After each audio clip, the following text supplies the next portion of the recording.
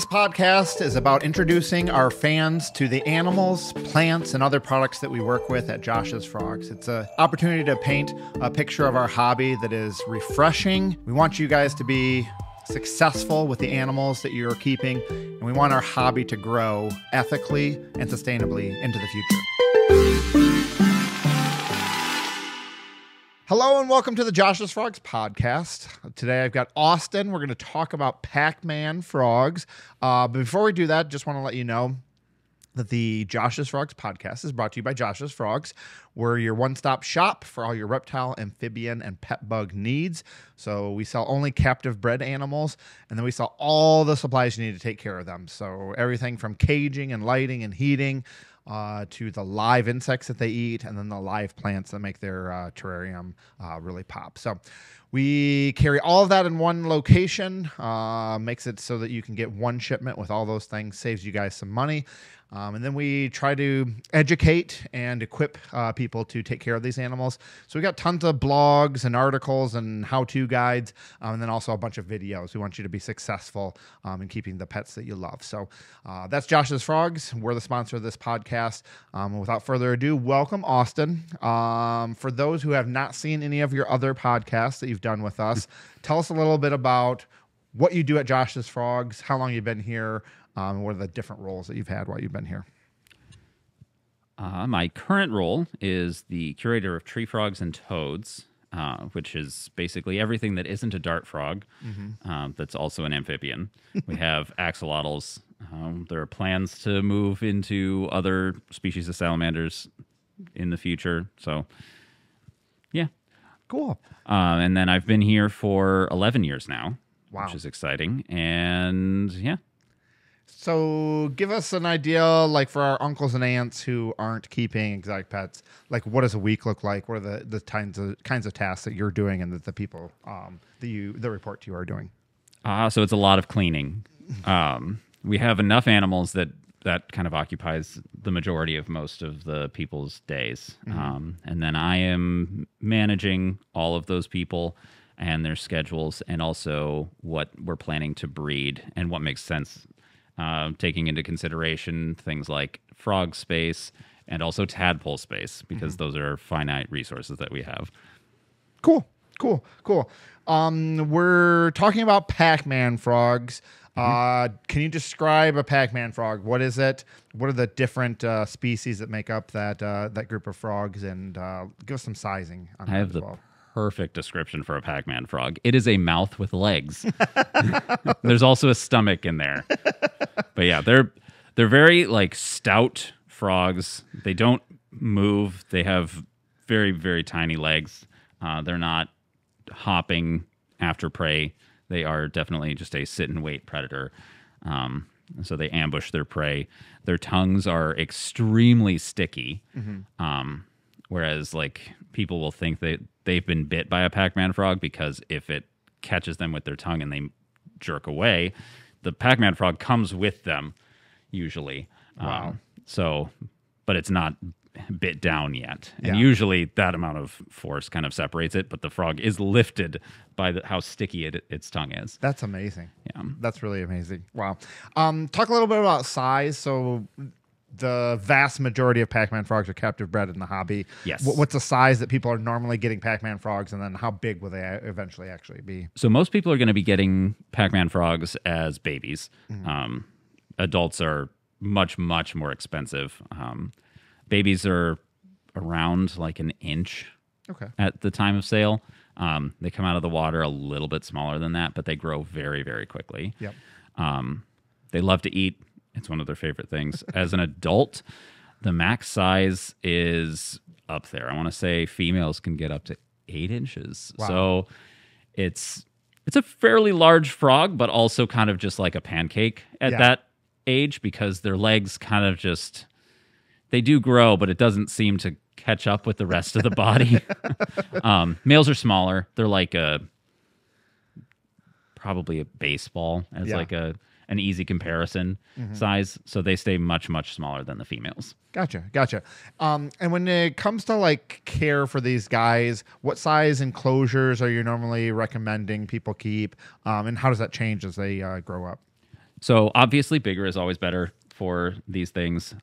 With Pac-Man frogs, you do need to take into consideration they're not going to be hunting for their food. But that also means that they're usually a really, really easy candidate for tong training. So you can just feed them where they are in their enclosure, and they don't have to go or you don't have to hope that a cricket wanders by or a cockroach wanders by for them to catch. Minimum tank size requirement for babies is usually a 10-gallon that we recommend, filled with some earthy substrate, cocoa fiber, peat moss, a mix of the two. Yeah. There are some biobeddings that you can use. But yeah, they don't seem to really care that much as long as they can kind of dig themselves a little hole, and then they'll usually poop in that and then move away from their poop, and it's like 2 inches away. So they're not mobile frogs. You can keep them in something that's relatively small for their adult size. And 20 long is not unheard of to keep an adult in. Cool. So it's kind of like a sit and wait predator, just a frog that's not going to be up and moving around. It's a kind of a sit and watch type yes. of animal. Yeah. And the entertainment that you can get from this frog is just the feeding aspect, because they can take just absolutely ridiculously sized prey items. We don't recommend feeding rodents just because they're really fatty and can cause issues with fat buildup in places that you don't want it to, mainly the eyes. But you can feed like giant cockroaches and things like that to them. They really like fish too. So, and that's a healthy fat for them for the most part, as long as you're feeding the right type of fish. Gotcha. And when you talk about fish, are you talking about going to my pet store, buying guppies or goldfish? Or are you talking about human grade fish? So goldfish, I'm pretty sure, are the ones that we don't want people feeding them. If I'm remembering correctly, they're more fatty than other types of fish. But things like smelt, which is something that larger carnivore animals are fed as well. But yeah, something like that. Cool. I know one of the concerns that people have is like, how much should I be feeding my Pac-Man? Like, what's a good rule of thumb? Like, how do I, as it's getting larger, like how do I match the amount of feeding to what it needs, and so I'm not underfeeding or overfeeding when it comes to my Pac-Man? So as your Pac-Man frog is growing, you can feed it almost as much as it can eat. Usually these frogs will stop. They're not like White's tree frogs that will just gorge themselves until they become just super overweight, even as young froglets. We use a rule of thumb. We do twice a week for our babies and about 3 to 4 fairly large crickets. So when we start feeding them, they're almost already on 3/4 inch crickets, which is one of the larger sizes that you can get. As they age, you can throw in things like earthworms, night crawlers, and they can just take a couple of those a feeding, and then they're totally fine because that's a pretty decent meal. As adults, you can kind of cut back because they will start to just pack on the weight and kind of get a bit overweight, and you don't want that to happen. But you can keep the 2 times a week, just keep them on a maintenance diet, so reduce the total quantity of food fed per feeding. Gotcha. All right, you've identified 2 issues with Pac-Man frogs. Sometimes the fatty deposits, and then getting a little bit more obese. What are some of the other common issues that people might run into with Pac-Mans? Things to watch for when they're keeping those guys. The biggest issue that we see with people first getting their Pac-Man frogs is them kind of being hesitant to eat. And usually that is a combination of factors, like everything is new to them at that point when they've been moved into their enclosure. They've never seen anything. It's a new environment. Plus that on top of shipping, which is a stressful experience. So a lot of times they're just like, I don't feel comfortable enough to eat. A lot of times moving them into an enclosure that's smaller, more restrictive, with damp paper towel and kind of a bit darker than normal, and trying to feed in that is the way to go. And it'll kind of get them settled in, kick-started back eating, because that's one of the very important parts of keeping a Pac-Man frog. And then you can slowly transition it back into its permanent enclosure. Perfect. You talked a little bit about substrate with them and them burrowing in that. Can you talk about like the dampness of that soil, and like how do you maintain the right humidity and right dampness for that soil for their burrowing activity? So it's a good point, because Pac-Man frogs I don't think care at all what the ambient temperature is or the ambient humidity is in the enclosure, because they're getting all of their moisture from just being in contact with the substrate. Yep. And so damp paper towel fulfills that need for them completely. Yep. With cocoa fiber, peat, and other biobeddings that are made of those ingredients, when you add water and mix it all up, you should be able to grab a handful of that and squeeze it and get a couple of drops of water out. And when you let go, it should hold the shape of the inside of your hand. Gotcha. So it shouldn't like just crumble to pieces or like turn into mush because it's so wet. Yep. Cool.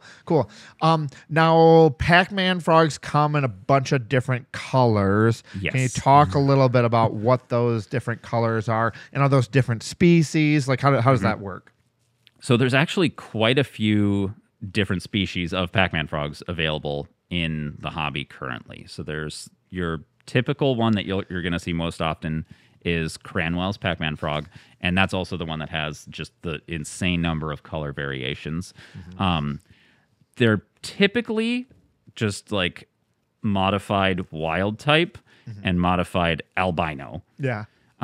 So you have your greens, your chocolates, your camos, your samurais. Those are all like a variation of the regular wild type. Yep.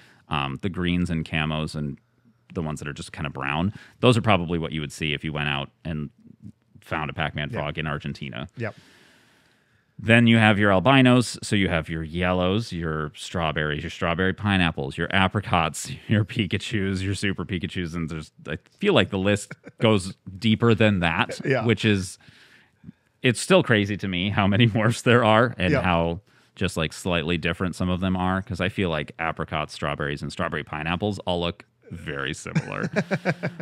They're all a variation of like red and yellow and orange in just different amounts, I guess. And then you have your other ones, which aren't so much modified by like kind of selective breeding and trying to get specific traits. There's the ornate Pac-Man frogs. Those ones do have a tendency to have more red on green, and there are high red ornates that are just like almost completely red, and they're very, very pretty. Yep. And it's not like the same kind of like red as the strawberry Pac-Man frogs. They're like a deep, deep red. Yeah. There's Brazilian Pac-Man frogs, and I think their species name is Orita. They have a pretty good natural variance to them. So they have a lot of like brownish oranges and greens and tans and things on them, and they're a very pretty frog. And then there's the Suriname, and there's the two common varieties of those, and they're brown and green. Cool. And they have done hybrids with the Cranwells and the Surinames, and they're called fantasy Pac-Man frogs, but still brown and green. Cool. Now, between all those different varieties, anything different in care? Like, are the Pikachus different than maybe the chocolates? Like, is there any difference in care between the different morphs and then different species as well, too? So the Pikachus are an albino species, and a lot of the time when you have things that have albinism, you don't want to give them super bright light because it can cause damage to their eyes and just be uncomfortable for them. These frogs are going to be under leaf litter and stuff in the wild, so they're not experiencing direct sunlight most of the time anyway.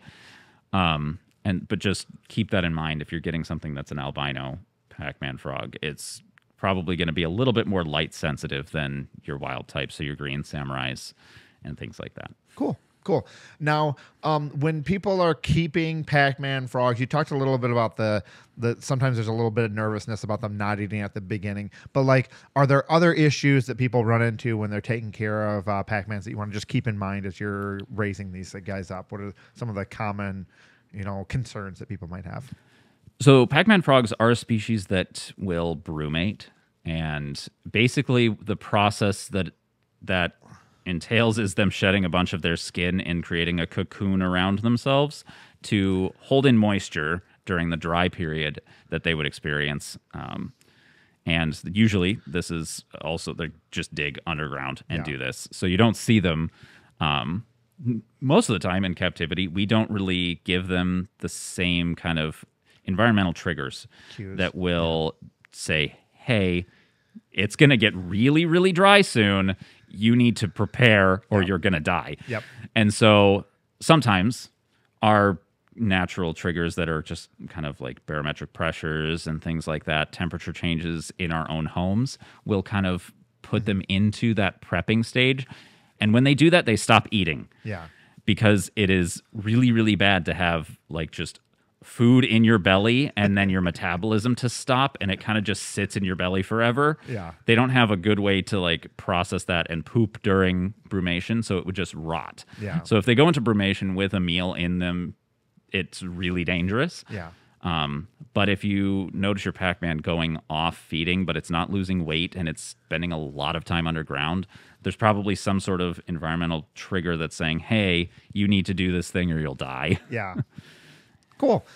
Now, I've also told people that, like, I think that a lot of times when people think their Pac-Man is dead, it's actually just brumating. And I'm concerned that a lot of times people are like, oh, it's dead, I'm going to move on. And it's actually just cocooned up. So it'll look really weird. It won't look like a dead Pac-Man frog. A dead Pac-Man frog will decompose within a couple of days. So that's a really easy way. Just be like, let's just leave it alone for a bit. If it looks super, super dry, but your substrate isn't so much, and you can look up pictures of other species that do this. One of the ones that I think there's more pictures of is pixie frogs. They have the same kind of method. They cocoon skin, like dry skin around their bodies to stay moist underground. And it's weird. Like they do look dead, but they're not. Cool. Anything else that we didn't talk about that you want to let people know about Pac-Mans, just to keep in mind for them, something that's unique or different or different about their care as opposed to other frogs? I'm not sure. So we touched on making sure that they're eating when they first arrive. That's one of the big things. And then the brumation thing, which sometimes happens when they're older. And usually when seasons start to change, AC kicking on or the furnace kicking on. They're just really fun to feed. Like if you can get them to eat off tongs, that's the best way to do it, and it's probably the most entertaining way that you can keep your Pac-Man frog. You can feed mice, just don't do it all the time. And also always use frozen thawed mice. Don't feed them live mice. That's not nice to the mouse, and it's also dangerous to the Pac-Man frog. Like they can't fight a mouse if it decides that it's not hungry. Mice can bite and scratch, and those are the kind of things you don't want happening to your frog. Cool. I think Pac-Man frogs are one of the coolest, unique frogs that we have in our hobby, and it's really cool that they've become kind of a starter frog for people to say, hey, like this is a frog to try out before I'm going to try something that's a little bit more difficult, like maybe a white street frog or poison dart frog. So. Cool. All right. Thanks for educating us, Austin. I'm going to jump to a lightning round with you. And I know you've done some of these questions before, but I'm hoping your answers have maybe evolved as you've moved along. So first thing, tell me if money and space were no option or were no issue, what's the one dream pet that you would have at your house? Oh, let's see. So I've said yellow-spotted climbing toad probably too many times. So many times that my wife is like, do you actually want a yellow-spotted climbing toad? It's like, maybe.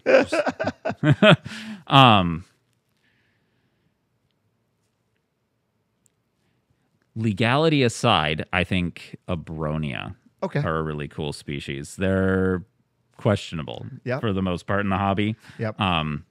But they're a very, very cool species of lizard. Cool.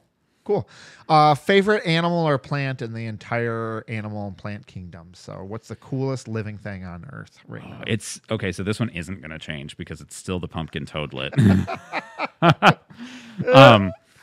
So I explained it a bit on another podcast, but these things are just like the tiniest little frogs, and they're so stupid. They're so small that they don't have like this normal number of fingers and things like that. They do direct development. They lay just a couple of eggs at a time, and then those hatch out as little tiny froglets. Their skeletons fluoresce under black light, and they are very, very toxic. They have like the same toxin that the pufferfish have, the tetrodotoxin. So very, very dangerous, but very, very cool little things. Cool. All right, last question in the lightning round. What's one piece of advice that you would tell people either about keeping animals, about life in general, something you'd remind us of, something that you would challenge us with, something you'd encourage us with? What's one piece of advice? Make sure you're misting your frogs enough. It's for sure like the number one issue that we see with people reaching out to us on our customer service help desk is my frog's not doing well, what's wrong? And then they send us a picture. The substrate's completely dry. There's no restriction for airflow or anything like that in the tank. And hopefully we're in time to be able to correct those things to make sure that the frogs are doing well. Cool. Thanks a lot, Austin, for educating us on Pac-Man frogs and sharing your wisdom. Check out Austin. He's a staple on a lot of our videos and does a lot of writing for us as well, too. So check him out on our various channels. So thanks a lot, Austin. You're welcome. Take care, guys. Thank you for tuning in to today's episode. If you enjoy this content and want to stay up to date, make sure to like, subscribe, and follow us across social media. We always want to bring you the best content, so let us know what you think in the comments. And for all your reptile and amphibian needs, be sure to check us out at joshsfrogs.com. We have an amazing selection. Until next time, stay curious, stay froggy, and keep exploring.